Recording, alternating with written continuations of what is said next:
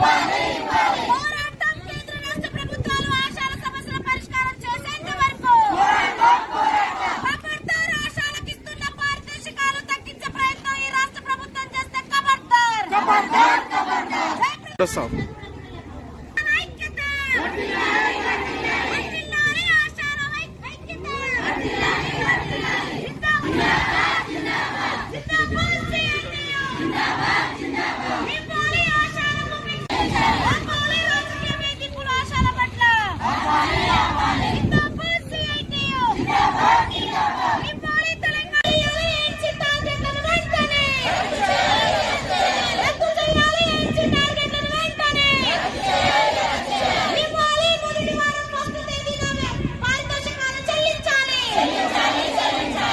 నా పేరు కవిత, ఆశా యూనియన్ జిల్లా అధ్యక్షురాలిని.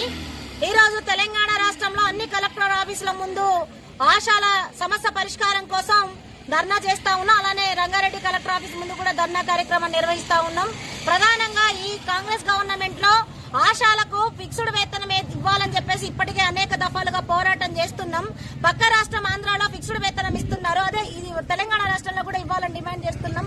ఆశాలకు ఇప్పటికే కనీస వేతనం లేదు, పిఎఫ్ లేదు, ఈఎస్ఐ లేదు, రిటైర్మెంట్ లేకపోగా ఏఎన్సీ టార్గెట్లు, పని భారం అనేకం పెట్టి కూడా ఈ రోజు అనేక టార్చర్లు పెడుతున్న పరిస్థితి ఉంది. అందుకనే ఇప్పుడు పనిని బట్టి పారితోషికం ఇస్తున్న ఈ తెలంగాణ రాష్ట్రంలో మళ్ళీ ఇప్పుడు వాళ్ళకి ఇస్తున్న వేతనం ఏదైతే ఉందో దాన్ని తగ్గించాలనే ప్రయత్నం చేస్తా ఉన్నారు. అందుకనే ఆ తగ్గించకోకుండా ఫిక్స్డ్ వేతనం ఇవ్వాలని చెప్పేసి ఈ రోజు ధర్నా కార్యక్రమాన్ని నిర్వహిస్తా ఉన్నాం.